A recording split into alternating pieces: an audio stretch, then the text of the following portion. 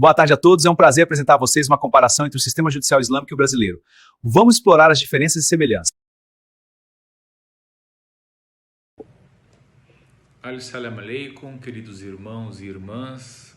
Dando continuidade à aula sobre apostasia, eu lhes havia falado que ela é prevista como pecado grave e, portanto, como crime na Sharia, tanto no Corão quanto em Hadith.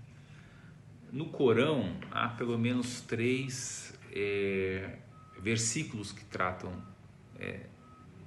da ilicitude do abandono da fé islâmica.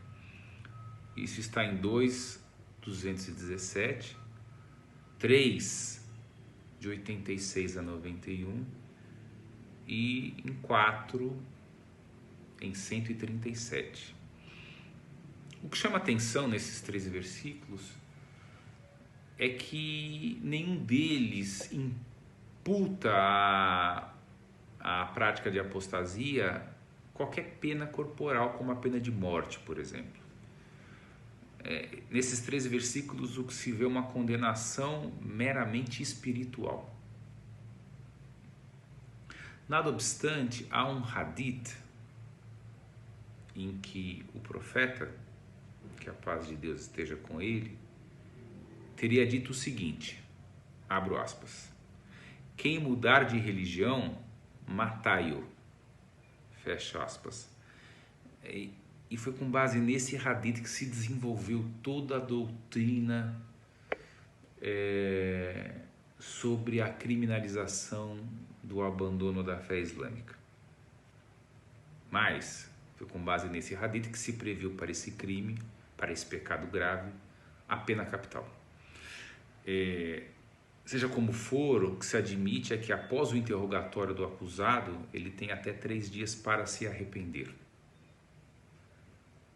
E há no hanafismo alguns juristas, isso é uma corrente minoritária, que defendem o seguinte: se o acusado de apostasia é homem, a pena imponível é pena capital.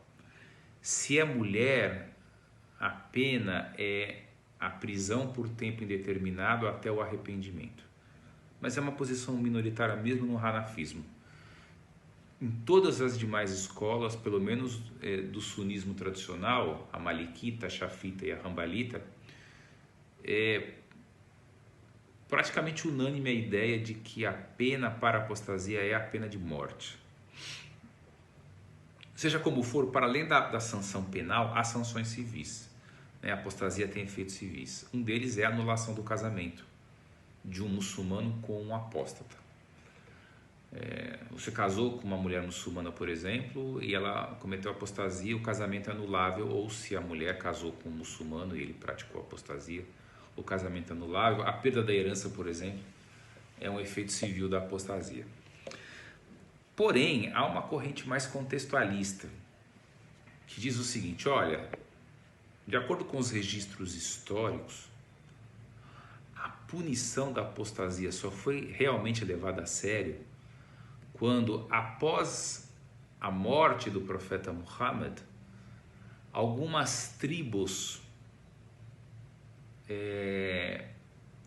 se rebelaram e saíram do raio de influência e comando de Medina. Então, dizem esses autores, historiadores, que fazem uma releitura contextualista da apostasia. Dizem eles, para além do abandono da fé por vontade livre e consciente do apóstata, é preciso que essa apostasia esteja aplicada num ato também de traição política, né? Então, torna a descrição do tipo penal da apostasia um pouco mais complexa. Então, é preciso, além do abandono da fé islâmica, obviamente por um muçulmano, que tenha promovido essa renúncia de maneira livre e consciente, é preciso que esteja também implicado aí um ato de traição política, tá? Em que países a apostasia é prevista como crime e pune esse crime com pena capital? Como não poderia deixar de ser, o Irã e a Arábia Saudita, que são mais tradicionalistas em matéria de Sharia, e a Mauritânia, por exemplo, né?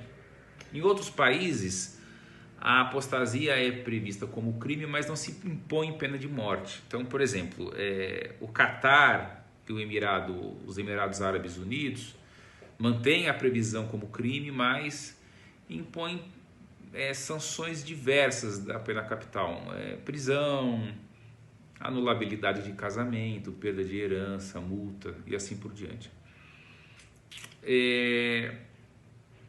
Porém, em muitos países não é crime.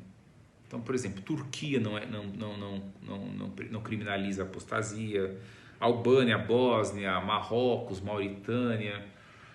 Dizem, olha, quando muito isso fica no campo moral, o apóstata vai sofrer na vida terrena o remorso, a pena do remorso, do arrependimento, né? E na outra vida aí sim a condenação espiritual cabível.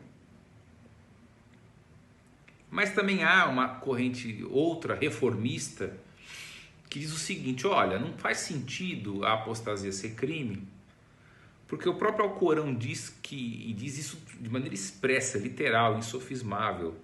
Diz isso, aliás, em 2:256. Não há compulsão na religião. Portanto, se a religião não pode compelir a ninguém, não pode compelir ninguém a abraçá-la, muito menos pode punir alguém de renunciar a ela, de abandoná-la. Tá claro? Com isso encerramos o crime de apostasia. Até a próxima aula. Saudações a todos.